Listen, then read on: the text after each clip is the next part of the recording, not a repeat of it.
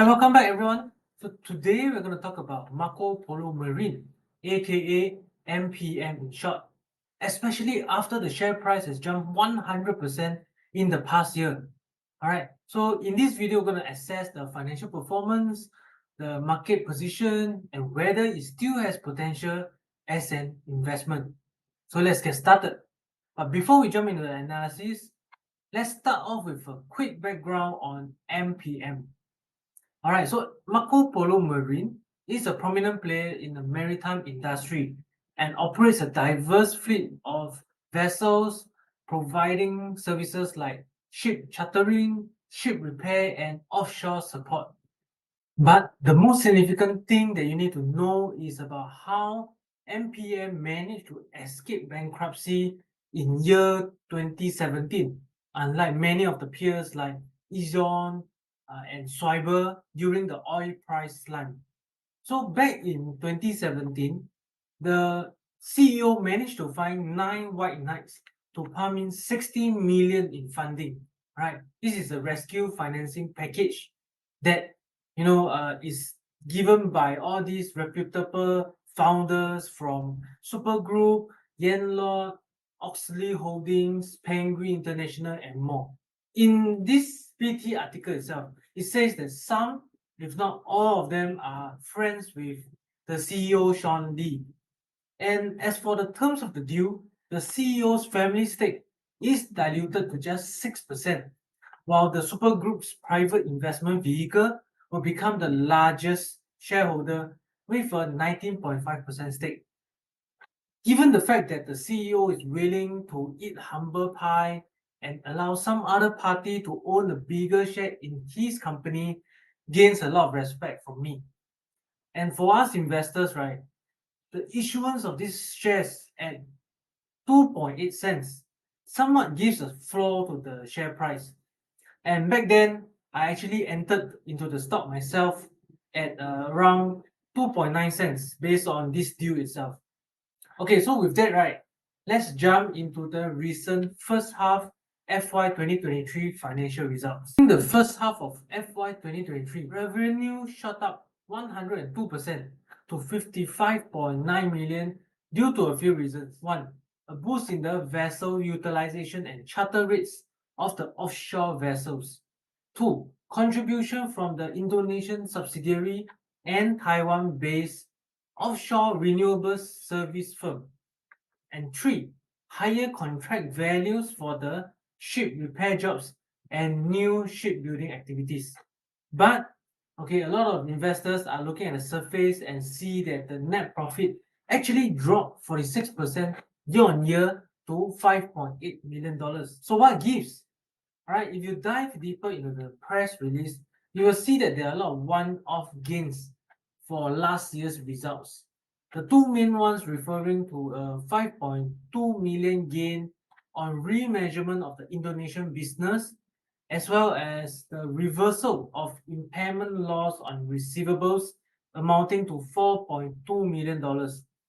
So if you remove these two items, right, you can actually, the best way is actually to look at the EBITDA, okay, where it went up 167% year on year to $15.5 million. This is a very clear indication puzzling business activities are translating into meaningful financial improvements. And I will also put the link below for you to look at the press release. And if you're enjoying this video, okay, do help us to tap the like button and subscribe to the YouTube channel so that you'll be notified of this kind of stock analysis and educational videos. And in return, I will share with you a financial meme. Okay, subscribe already? Now let's come back to the video. Next, let's look at the insider holdings and the movements of Polo Marine using Simply Wall Street, a favorite tool that I use on a regular basis.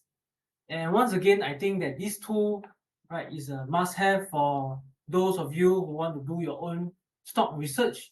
So if you want to check this out, I've included my affiliate link below, okay, for you to sign up.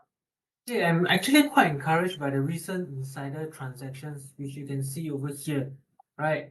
Other than the significant selling of Yanlong holdings, which maybe they are using it to cash out and do some other business venture elsewhere. Okay, you can see that the other transactions are buy transactions, and we can see that the ex-chairman, who is also the dad of the current CEO, Wantang Lee, right? He has been purchasing shares regularly, and this is quite a big sum lah for him, right? $4 million. And you can also see that the CEO, Sean Yun Lee, right? He has been purchasing shares as recent as 12th of May. This although the quantum is not a lot, 44,000, but it is quite a positive development given that how the share price has already jumped up so high to 4.4 cents, and he's still coming into the market and purchasing shares. Next, okay, we want to look at the top shareholders, the ownership interest by the different parties.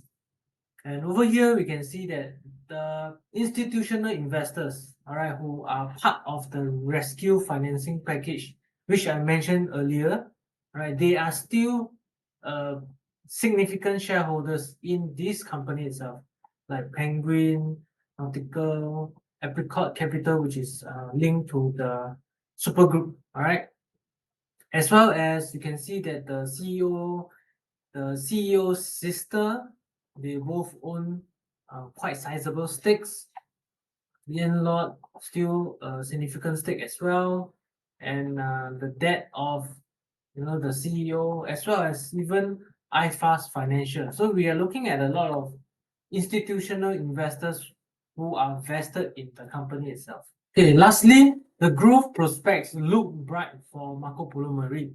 And here are some of the new projects that the group is embarking on, starting only from this year itself. So one of the example is to pursue offshore wind vessel projects in South Korea, whereas the other one is to install ammonia powered system on the vessels. So all these are geared towards the renewable energy sector. And taking a page from the analyst report, right, offshore wind farm sector will continue to grow rapidly, underpinned by all these green energy initiatives. And it actually bodes well for Marco Polo Marine, given that the market currently is facing a shortage of these so-called green vessels. Finally, the improved utilization and charter rates, coupled with stronger demand from the oil and gas sector, will mean better results for the company going forward. And not to forget, right, the CEO's speech as well. So he's optimistic of the outlook for the company, mentioning about the vast potential in the wind farm sector, and he expects that the positive momentum will continue in year 2 2023 and beyond. If you find this video useful for you, I would appreciate if you can help me to tap the like button and subscribe to my YouTube channel for such stocks analysis videos. Meanwhile, you can check out another stock analysis video on SIA over here as well. Right. Last but not least, do leave a comment on which stock you want me to cover next, Citrum or Lendlease REIT. And I will see you next time. Thanks for watching and ciao.